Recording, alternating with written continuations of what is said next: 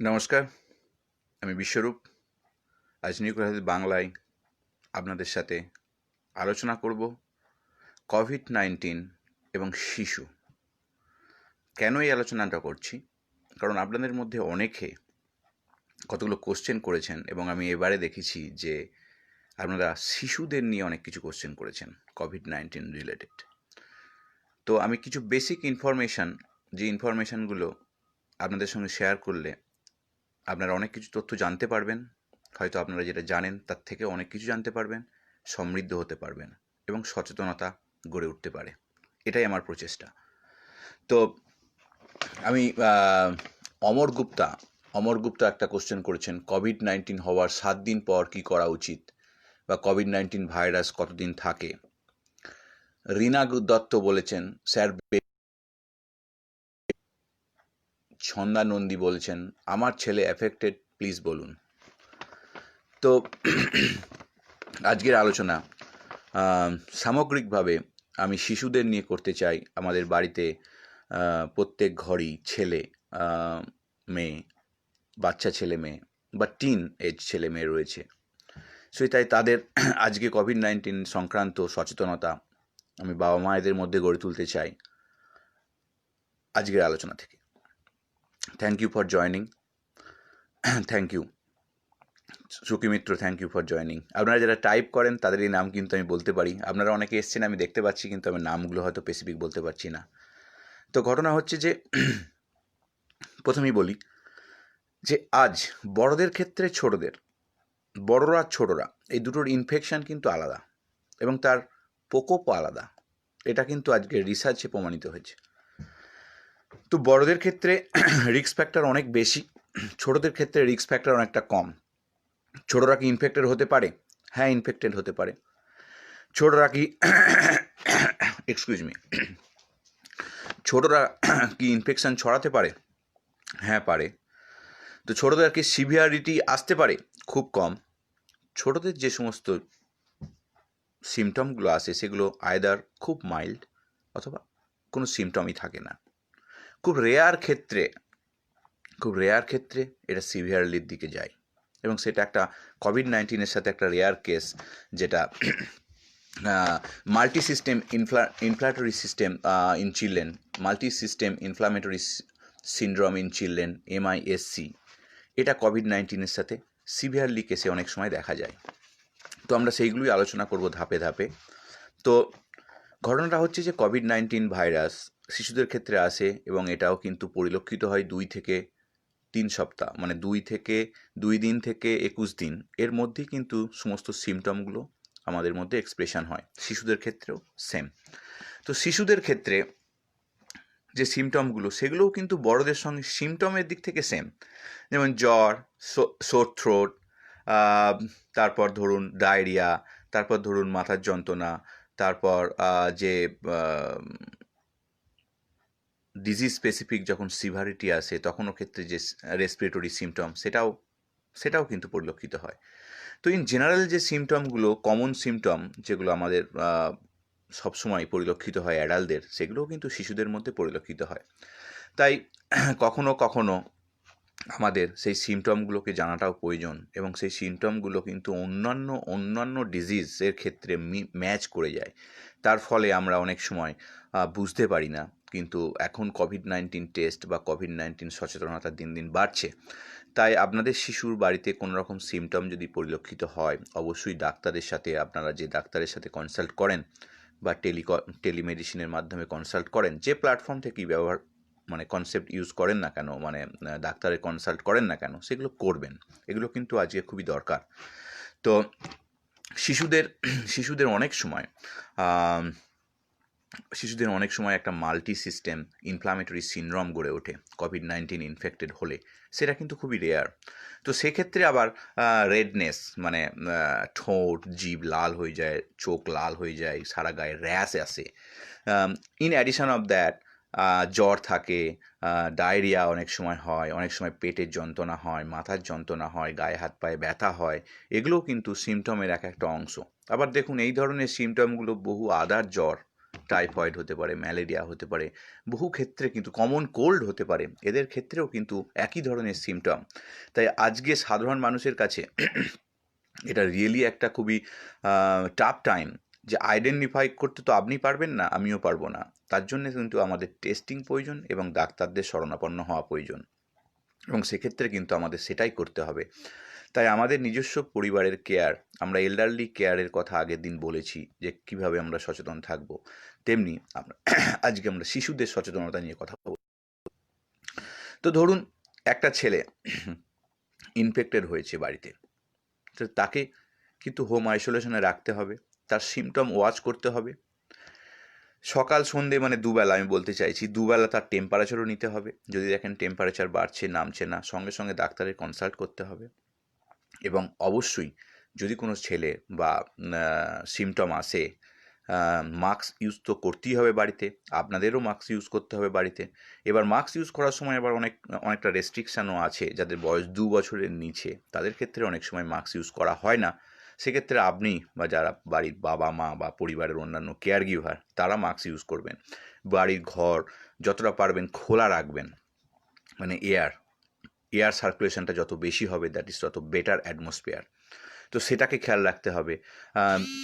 খেয়াল রাখবেন যে ডিসইনফেকশন যতটা বেশি করা যায় সারফেস বা আপনার যে ধরনের জিনিস ইউজ করছেন, কমন পায়খানা বা কমন পায়খানা বাথরুম, এগুলোও কিন্তু আমাদের প্যারালাল করে যেতে হবে। তো ইন অ্যাডিশন এছাড়াও কিন্তু আমাদের আরও অনেক ধরনের সাবধানতা নেওয়া উচিত। যেমন ধরুন বাড়িতে অনেক সময় মা বা বাবা বা অন্য কোনো পরিবারের সদস্য কোভিড-19 সংক্রমিত হয়েছেন, সে বাড়িতে তো ছেলে আছে, রাইট? বাচ্চা ছেলে মেয়ে থাকতে পারে। সো সেক্ষেত্রেও কিন্তু সাবধানতার প্রয়োজন, এবং সেক্ষেত্রেও কিন্তু ডিস্টেন্স মেনটেন করতে হবে বাড়ির মধ্যে, খোলামেলা যেটা বললাম একই প্রোটোকল, এবং মাস্ক ইউজ করতে হবে। তবে খেয়াল রাখবেন যে সমস্ত শিশুরা নিজেরা মাস্ক খুলতে পড়তে পারে না, তাদের ক্ষেত্রে কিন্তু মাস্ক একদম ইউজ করবেন না। এবং যাদের ক্ষেত্রে অনেক রেসপিরেটরি প্রবলেম আছে, ক্রনিক অনেক প্রবলেম আছে, জন্মের পর থেকে অনেক শিশুর অনেক ধরনের প্রবলেম আসে, সেগুলো যদিও খুব রেয়ার সংখ্যক শিশুর, রেয়ার পার্সেন্টেজ অফ শিশুর, কিন্তু সেক্ষেত্রেও যাদের বাড়ির মধ্যে সেগুলো বর্তমান, যেমন অনেকের হার্টের প্রবলেম আছে, অনেকের অ্যাজমা আছে, তো অনেকের নিউরোলজিক্যাল কোনো প্রবলেম আছে, তো এই ধরনের যাদের প্রবলেম আছে তাদের ক্ষেত্রে কিন্তু এক্সট্রা মানে আমি বলতে চাইছি আরও বেশি তাদেরকে নজর রাখতে হবে। এবং যারা একদম 2 বছরের নিচে বাচ্চা, যারা মাস্ক ইউজ করলে খুলতে পারে না, তাদেরকে ক্ষেত্রে কিন্তু একদম চোখের আড়াল করবেন না বা মাস্ক ইউজ করবেন না। 2 বছরের নিচে সাধারণত মাস্ক ইউজ করতে কেউ বলে না, ইজ নট রেকমেন্ডেড, আপনারও করার কোনো প্রয়োজন নেই। 2 বছরের ওপর হলে মাস্ক ইউজ করা যায়, অবশ্যই করা যায়। বাড়ির মধ্যে যদি কেউ একজন ইনফেক্টেড হয়, অবশ্যই মাস্ক পরতে হবে, এবং খেয়াল রাখবেন যে একটা ডিস্টেন্স মেনটেন করা এবং চোখে চোখ মানে সবসময় রাখা, কারণ অনেক সময় বাচ্চা ছেলেমেয়েরা মাস্ক খুলতে পারে না, রাইট? কারো যদি রেসপিরেটরি প্রবলেম আসে সেক্ষেত্রে কিন্তু মাস্ক ইউজ করবেন না। তো এগুলো কিন্তু আমাদের বেসিক সচেতনতা, বেসিক কী করণীয় নয়, এইগুলো আমাদের বাবা মায়েদেরকে কিন্তু বুঝতে হবে, এবং সেই অনুযায়ী কিন্তু step by step preventive measure নিতে হবে। তো যাই হোক,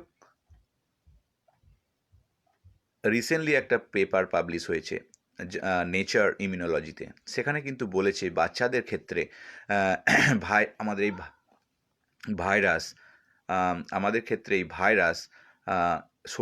বাচ্চাদের শরীর থেকে বেরিয়ে যাওয়া, এটা কিন্তু খুব বেশি, মানে বাচ্চাদের সংক্রমণটা প্রকোপটা বেশি খুব একটা হয় না, এবং সংক্রমণটা খুব তাড়াতাড়ি ক্লিয়ার হয়ে যায় আমাদের বাচ্চাদের শরীর থেকে।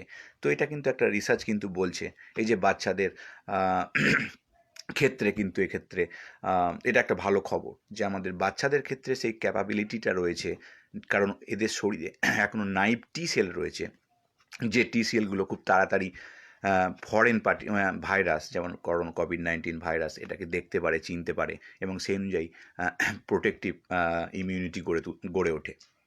তো সেক্ষেত্রে তাদের ক্ষেত্রে শরীরের কিন্তু ক্লিয়ারেন্সটা অনেকটা ফাস্ট হয়, তাদের ক্ষেত্রে ক্লিয়ারেন্সটা আমাদের বড়দের শরীর থেকে কিন্তু অনেক ফাস্ট। সো সেদিক দিয়ে একটা ভালো বার্তা, যদিও কিন্তু আমাদের সংক্রমণ বাচ্চাদের ইকুয়াল প্রবাবিলিটি থাকছে। এখন অবধি 10% টোটাল যে পপুলেশনের সংক্রমণের সংখ্যা, যদি দেখেন বিশ্বে হয়তো দেখা যাবে 10% বাচ্চা মানে বলতে চাইছি 2 থেকে 12-13 বছর বয়স্ক বা জন্ম থেকে 12-13 বছর বয়স্ক বেবি থেকে নিউবর্ন থেকে 12-13 বছর বয়স্ক ছেলে মেয়েদের এর কথাই আমি বলতে চাইছি। তো এক্ষেত্রে কিন্তু প্রায় 10% সংক্রমণ কিন্তু তাদের রিপোর্টেড। সো কিন্তু ডেথ মানে সিভিয়ারিটি এবং ডেথ এটা কিন্তু খুবই কম। কিন্তু সেটা কম, সেটা একদিক দিয়ে আমাদের খুবই ভালো। বিকজ তাদের যে রেসপন্সটা, যে আমাদের ফরেন পার্টিকেল মানে ভাইরাস ঢুকলো আমাদের শরীরে, যে রেসপন্সটা এটা অ্যাডাল্টদের থেকে একটু আলাদা, এবং এটাই কিন্তু এক্সপেরিমেন্টাল রিসার্চ বলছে, একটা পেপার পাবলিশ হয়েছে। তো সেক্ষেত্রে একটা স্টাডি নিউ ইয়র্কে হয়েছিল দুটো হসপিটালে, চিলড্রেন হসপিটালে, এবং সেখানে কিন্তু এটাই দেখা গেছে যে তাদের শরীরে যে অ্যান্টিবডি, ইমিউনোগ্লোবিন জি অ্যান্টিবডিটার পরিমাণ অনেক বেশি অ্যাডাল্টদের ক্ষেত্রে, যেটা গড়ে ওঠে, এবং তাদের শরীরে যে নাইভ টি সেল রয়েছে সেটা রেকগনাইজেশনটা ফাস্ট করে, এবং তার ফলে অন্যান্য পার্টে ছড়িয়ে পড়তে সেটা কিন্তু বাধার সৃষ্টি করে। তো এই যে রিসার্চ, এই যে গবেষণা, এর মাধ্যমে কিন্তু আমরা অনেক কিছু জানছি। তো আরও অনেক কিছু জানা বাকি আছে, যে কোন মেকানিজমে যে বাচ্চারা এই যে আমাদের ভাইরাস ক্লিয়ারেন্সটা খুব ফাস্ট করে, সেটা কিন্তু আমরা এখনও তার জন্য রিসার্চ দরকার, এবং তার জন্য আমাদের ওয়েট করতে হবে। তবে এটুকুনি প্রমাণিত যে বাচ্চাদের মানে আমাদের শরীরের শিশুদের শরীরের তাদের ক্ষেত্রে কিন্তু ইমিউনো রেসপন্সটা এই SARS-CoV-2 against a little bit আলাদা, এবং তাদের যে অ্যান্টিবডি প্রোফাইল সেটাও অনেকটা অ্যাডাল্টদের থেকে আলাদা। সেখানে ইমিউগ্লোবিন জি এর পরিমাণটা কিন্তু অনেক বেশি থাকে, এবং তাদের যে নাইভ টি সেল থাকে, তার ফলে কি হয় যে আমাদের যেমন অনেকটা মেমোরি টি সেলের ওপর ডিপেন্ড করতে হয় কারণ অ্যাডাল্টদের, সেক্ষেত্রে কিন্তু বাচ্চাদের অনেকটা নাইভ টি সেল থাকে, তারা রেকগনাইজ ইজি করতে পারে, তার ফলে অন্যান্য অর্গানে ছড়িয়ে পড়ে না। তো এইগুলো হচ্ছে আমাদের রিসার্চ আউটকামস। তো এইগুলো হচ্ছে টোটাল কারণ যে কেন বাচ্চারা in good safe. Still we have to care, আমাদের তাদেরকে কেয়ার নিতে হবে যাতে সংক্রমিত না হয়, তার দিকে খেয়াল রাখতে হবে। বাড়িতে যদি কেউ সংক্রমিত হয় তাহলে আমরা কী করে খেয়াল নেব সেটা আমি অলরেডি বললাম। তো এইভাবে কিন্তু আমরা একটা কালেকটিভ ওয়েতে একটা অ্যাওয়ারনেস গড়ে তুলতে পারি, এবং আপনারা সেইভাবে কিন্তু অ্যাক্ট করবেন। অ্যান্ড অবশ্যই সব সময় খেয়াল রাখবেন যে যদি কোনো রকম সিমটম আপনি বুঝতে পারছেন না, উপরন্তু জ্বর বা ছাড়ছে না বা কোনো কিছু, ফেলে রাখবেন না কোনো কিছু। সবসময় জেনে রাখবেন, ইটস নট অনলি বাচ্চাদের ক্ষেত্রে, বড়দের ক্ষেত্রেও, যে আমরা যদি আর্লি অ্যাক্ট করি তাহলে কিন্তু ইট সেভস লাইভস। বড়দের ক্ষেত্রেও, মানে আমাদের বড়দের ক্ষেত্রে অনেকে আমরা ফেলে রাখি, ওয়েট করি, হসপিটালে যেতে চাই না। কিন্তু অনেক সময় আর্লি যে কোনো জিনিস যদি আমরা এগোই ট্রিটমেন্ট অপশানে, সব সময় কিন্তু আমাদের যে স্ট্যান্ডার্ড ট্রিটমেন্টগুলো রয়েছে, স্ট্যান্ডার্ড ট্রিটমেন্ট যেগুলো সিমটম ওয়াইজ রয়েছে, সেই ট্রিটমেন্টের মাধ্যমে কিন্তু খুব সহজেই সিভিয়ারিটি বা ডেথ রেটটাকে আটকানো যায়। মানে আমরা বলতে চাইছি যে ইট মে হেল্প আর্লি প্রিভেনশন, মানে early treatment option is always expected. So আপনারা কিন্তু কোনো কিছু ফেলে রাখবেন না, কনসাল্ট করুন আমাদের নিজস্ব, নিশ্চয়ই প্রত্যেকের আমাদের ডাক্তার আছে, জানাশোনা ডাক্তার আছে, বা আজকাল অনেক টেলিমেডিসিন প্ল্যাটফর্ম ভারতবর্ষে রয়েছে। সেই টেলিমেডিসিন প্ল্যাটফর্মগুলোকে ইউজ করুন, কনসাল্টিং করুন, শর্ট কনসাল্টিং করুন। দেখবেন অনেক কিছু তথ্য যেটা আপনার মনের মধ্যে খুবই, আপনি যখন ক্রাইসিস ফেস করছেন তখন আপনার মধ্যে আসবে। একটা কনসাল্টিং করে নিন, একটা ডাক্তারের সাথে কনসাল্টিং করে নিন, কারণ এইভাবে কিন্তু আমাদের জানতে হবে, বুঝতে হবে। আমরা কোনো কিছু অ্যাজামশান করব না, আমাদেরকে real fact, real life evidence যেটা আমাদের বর্তমানে আমাদের পরিবারের সঙ্গে রয়েছে, ধরুন আমি একটা ক্রাইসিস ফেস করছি, সেটাকে নিয়ে আমাদের কী করণীয় সেই জায়গাটা আমাদের পৌঁছাতে হবে, এবং সেইটা যদি আমরা পৌঁছাতে পারি, দেখবেন আপনারা বড় বড় ক্রাইসিস ফ্যামিলির ক্ষেত্রে ওভারকাম করতে পারছেন খুব সহজে। অনেকে আপনারা এসেছেন, থ্যাংক ইউ ভেরি মাচ। ইন্ডিয়াতে অনেকে অনেক কথা লিখছেন, আমি একটু যাই দেখি।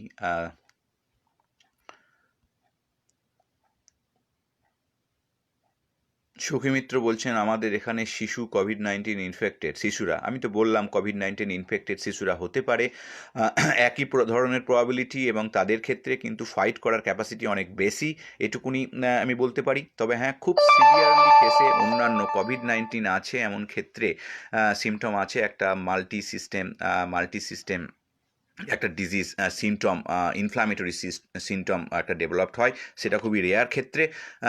সেক্ষেত্রে তখন অন্যান্য অর্গ্যান সংক্রামিত হয়। সাধারণত শিশুদের ক্লিয়ারেন্স এই SARS-CoV-2 ভাইরাস ক্লিয়ারেন্সের ক্যাপাসিটি অনেক বেশি, কিন্তু তাই কোনো কিছু ফেলে রাখবেন না, কনসাল্ট উইথ ইউর ডক্টর।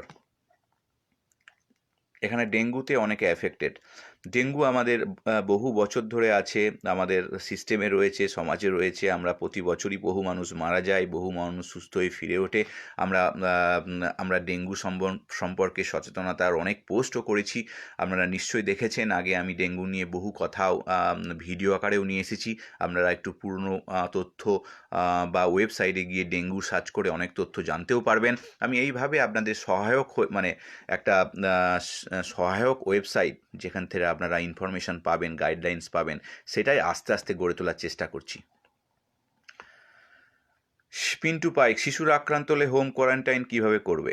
দেখুন, হোম কোয়ারেন্টাইন মানে বাড়ির মধ্যে রাখা, অবশ্যই ডাক্তারের সাথে কনসাল্ট করে। আপনার রিপোর্ট পজিটিভ হলো, যদি সিমটম বিশাল রেসপিরেটরি সিমটম না থাকে, ডাক্তাররা সবসময় বাড়িতে হোম কোয়ারেন্টাইনের কথা বলেন। এবং সেক্ষেত্রে যদি 2 বছরের বেশি শিশুর বয়স হয়, যাদের মধ্যে যেগুলো তাদের রেসপিরেটরি সমস্যা বা যাদের হার্টের সমস্যা বা যাদের নেই, তাদেরকে কিন্তু মাস্ক পরতে বলুন। বাড়ির অন্যান্যরাও মাস্ক পরবে, একটু ডিস্টেন্স মেনটেন করুন, বাতাসে খোলামেলা ঘরে রাখুন, জানলা দরজা খুলে রাখুন, যতটা এয়ার সার্কুলেশন হয়, বাইরে থেকে বাতাস আসে বেরিয়ে যায় তার ব্যবস্থা করুন, পরিবেশ তৈরি করুন। এইভাবে যতটা পারবেন হোম কোয়ারেন্টাইন আলাদা আইসোলেশনের মাধ্যমে রেখে তাদেরকে প্রতিনিয়ত ওয়াচ করুন, দুবেলা টেম্পারেচার নিন, ডাক্তারের সাথে কনসাল্ট করুন। এইভাবেই কিন্তু আমরা এই ক্রাইসিসগুলোকে ওভারকাম করব।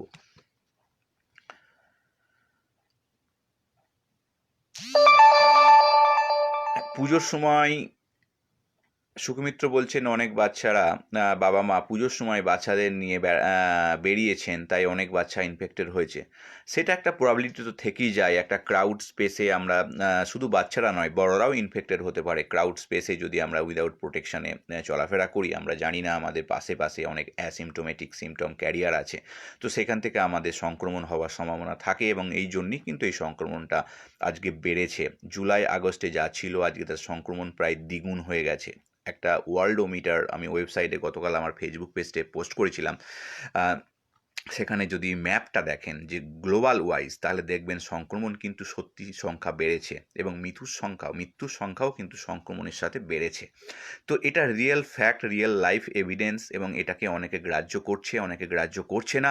তো আমি আপনাদের বলবো গ্রাহ্য করতে এবং প্রিভেন্টিভ মেজার নিতে। বাচ্চারা কি ইনহেলার ইউজ করতে পারে? দেখুন, ইনহেলার কী জন্য ইউজ করছেন সেটা আপনার ডাক্তার বলবে, এবং আপনার শিশুর আর এই ধরনের জিনিসগুলো মানে সবসময় কনসাল্ট করবেন। Specific disease wise, specific respiratory problem wise বিভিন্ন ধরনের ডাক্তাররা যে ইনহেলার ইউজ করতে বলেন, সেগুলো কিন্তু একমাত্র প্রেসক্রাইব। তো অবশ্যই শিশু বিশেষজ্ঞ এর সাথে কনসাল্ট করে সেগুলোই কিন্তু ইউজ করবেন। আমি এখানে আপনাদের কাছে একটা বিজ্ঞানসম্মত আলোচনা নিয়ে আসি, বিভিন্ন ধরনের অ্যাওয়ারনেস নিয়ে আসি, আপনাদেরকে গল্পের ছলে সচেতন করার চেষ্টা করি। আমি এখানে কোনো প্রেসক্রাইব করি না, আমি নিজে ফিজিশিয়ান না, আমি একজন সায়েন্টিস্ট, গবেষক। তো সেক্ষেত্রে আমার অনেক লিমিটেশান আছে, তাই কিন্তু আমি আপনাদেরকে গল্পের ছলে সাবধানতার কথা উল্লেখ করি বারবার, এবং বারবার বলি যে কনসাল্ট উইথ ডাক্তার। যদি যে সিমটমগুলো আপনারা তো ট্রিটমেন্ট করতে পারবেন না, আমিও ট্রিটমেন্ট করতে পারি না, সেলফ ট্রিটমেন্ট করা সম্ভব নয়, সেক্ষেত্রে আমাদের কিন্তু অলওয়েজ কনসাল্ট উইথ ডক্টর, এবং that is the only remedy, মানে আমাদের সামনে যেটা অ্যাভেলেবল। তাই ডাক্তার চেম্বারে আসছে না, ভয় খাবেন না। এখন টেলিমেডিসিন স্টার্ট হয়ে গেছে, লিগালি ভ্যালিড, এবং টেলিমেডিসিনের সাহায্য নিন, ভিডিও সাহায্য নিন। অনেক প্ল্যাটফর্ম ভারতবর্ষে আছে। অবশ্য নিউক্লিয়ার হেলথও একটা প্ল্যাটফর্ম আগামী দিনে নিয়ে আসছে, এবং তখন আপনারা কিন্তু আমাদের প্ল্যাটফর্মও ইউজ করতে পারেন ইন ফিউচার, এবং আমাদের এই প্রচেষ্টাটাকে সফল করতে পারেন। তো এটা একটা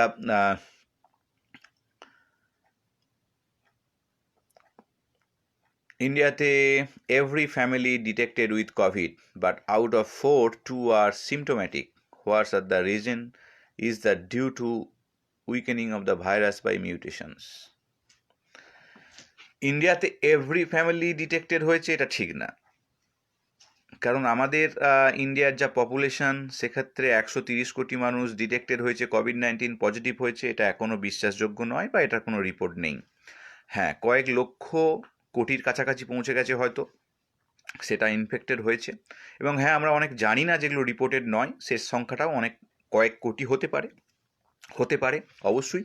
কিন্তু প্রত্যেকটা ফ্যামিলি এখনও ইনফেক্টেড নয়। কতকগুলো জায়গা যেগুলো বেশি ইনফেক্টেড হয়েছে, যেগুলো খুবই ক্রাউডেড, গ্রাম বাংলায় ইনফেক্টেড কম হয়েছে স্টিল নাও। শহর অঞ্চলে ইনফেকশন বেড়েছে এবং সেখানে অনেকের সিমটোম্যাটিক যাদের আছে, মানে সিমটম গড়ে উঠেছে, তার সংখ্যাটাও খুব কম। মানে অ্যাসিমটোম্যাটিক আর মাইল্ড সিমটম নিয়ে প্রায় 85%।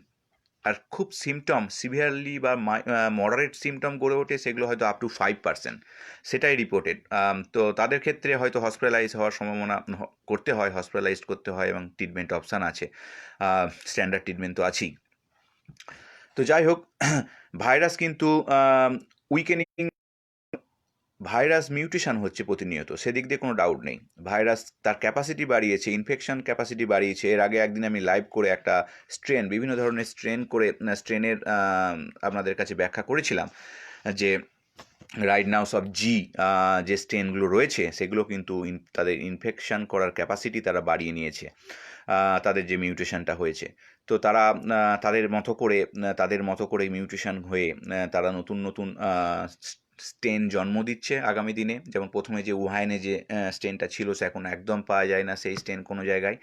তো এগুলো আস্তে আস্তে অ্যাকুমুলেটেড উইথ টাইম, মিউটেশনের ফলে কিন্তু কখনো কখনো ভাইরাস তার শক্তি অর্জন করে। তবে এখন যে শক্তি অর্জন করেছে সেটা কিন্তু ইনফেকশন অনেক বাড়িয়ে দিয়েছে। অবশ্যই এখনও যে ভাইরাস তার শক্তি হারিয়েছে এই কথাটা বলা ভুল। যেভাবে মৃত্যুর সংখ্যা, ইনফেকশনের সংখ্যা বেড়ে চলেছে, তাতে করে আমরা এটা কখনোই বলতে পারি না যে তার ক্ষমতা হারিয়েছে। কিন্তু তার ইনফেকশন করার ক্ষমতা যে বাড়িয়েছে, এদিক দিয়ে কোনো ডাউট নেই। তো যাই হোক, আপনাদের সাথে অনেক কথা বললাম আজকে। অনেকের কোশ্চেন ছিল শিশু নিয়ে, তাই সেই শিশু সংক্রান্ত কিছু সাধারণ তথ্য তুলে ধরলাম, যে তথ্যগুলো আপনারা অনেকেই হয়তো জানেন এবং যে তথ্যগুলো জাস্ট আপনাদের কানে আর একবার বাজালাম, যাতে করে আপনারা হয়তো আরেকটু সচেতন হন। এটাই আমার লক্ষ্য আজকে, এবং এটাই আমি আজকে করতে এসেছি। আশা করি আপনারা সকলে ভালো আছেন, নিজ নিজ ক্ষেত্রে নিজ নিজ জায়গায় সুস্থ থাকুন, নিজস্ব প্রিভেন্টিভ মেজার নিন। আর যদি পারেন আমার এই তথ্য একটু শেয়ার করবেন, এবং এই শেয়ারের মাধ্যমে আমরা অনেক মানুষের কাছে পৌঁছাতে পারবো। সাধারণ তথ্য খুব সহজভাবে আমি নিয়ে আসার চেষ্টা করি, যাতে করে আপনারা যারা বিজ্ঞান জানেন না, বিজ্ঞান বোঝেন না, তাদের কাছেও মিনিমাম কিছুটা অ্যাওয়ারনেস পৌঁছে দেওয়া যায়। সেটাই আমার প্রচেষ্টা, এবং এটাই আমি কন্টিনিউ এফোর্ট দিই এবং আপনাদেরকে পাশে পাই, এবং এই পাশে পাওয়াটার জন্যই আমি কিন্তু বারবার আপনাদের কাছে আসি, এবং এটাই আমার মোটিভেশন। তাই আপনারা পাশে থাকুন। নিউক্লিয়ার হেলথ বাংলা আগামী দিনে আপনাদের কাছে একটা নলেজ সেন্টার হয়ে উঠুক, এটাই আমার কাছে আমার কাছে সবচেয়ে বড় মানে পাওয়া হবে। এবং আস্তে আস্তে যে নিউক্লিয়ার হেলথ ওয়েবসাইটটা আসছে আগামী বছর, আমি আরও ইমপ্রুভ করব, এবং সেখানেও কিন্তু আপনারা অনেক কিছু তথ্য দেখতে পারবেন। তো আগামী বছর বা আগামী বছর আমার যে কর্মযজ্ঞ আমি স্টার্ট করেছি, একটা নিউক্লিয়ার হেলথ স্টার্ট করার চেষ্টা করছি। বহু সাধারণ মানুষকে তার সাথে সঙ্গে নিয়ে একটা অথেন্টিক হিউম্যানি সাপোর্ট মানুষের মধ্যে, বা অথেন্টিক সার্ভিস পৌঁছে দেওয়া যায় কিভাবে, একটা কর্ম সৃষ্টি করারও চেষ্টা করছি। যদি আমি 10 জন 20 জন 50 জনকেও কর্মর দিকে নিয়ে আসতে পারি, সেটাও আমার একটা সার্থকতা হবে। তো ঘটনা হচ্ছে যে আমাকে অনেক চেষ্টা করতে হবে, এবং আমি চেষ্টা করছি, এবং আপনারা যদি পাশে থাকেন নিশ্চয়ই আমি পারবো। এবং এর ফলে কিন্তু আগামী দিনে আরও অনেক ছেলে মেয়েও নতুন স্টার্ট আপ করার স্বপ্ন দেখবে, এবং এটাই হয়তো আমার একটা বিশাল পাওয়া হবে। আমি অলরেডি 40-50 জন ছেলে মেয়ে আমাদের সাথে কাজ করবে, অ্যাজ এ ইন্ডিপেন্ডেন্ট এন্টারপ্রিনার তৈরি করছি আমি তাদেরকে। তো সেটা আমার কাছে বিশাল আনন্দের, এবং এটা বিশাল কী বলবো, মোটিভেশান বলতে পারেন। তো এটাও আমি এটা বলতে পারেন যে এটা আমার কাছে একটা বিশাল পাওয়া। মানে জীবনে আমি কর্মক্ষেত্রে আমি চাকরি করি, রিসার্চ করি, এটা তো আমি ব্যক্তিগত ক্ষেত্রে কিছুটা সফল, রিলেটিভলি সফল, যা বলেন না কেন। কিন্তু এর থেকেও আমি বেশি সফল হব যদি আমি কিছু ছেলেমেয়েকে কর্মর পথ দেখাতে পারি, এবং সেটা দেখানোরই আমি চেষ্টা করছি একটা স্টার্টআপ ফরমেশনের মধ্যে দিয়ে। অবশ্যই আপনাদের পাশে পেতে চাই, তাই অবশ্যই পাশে থাকবেন। নমস্কার।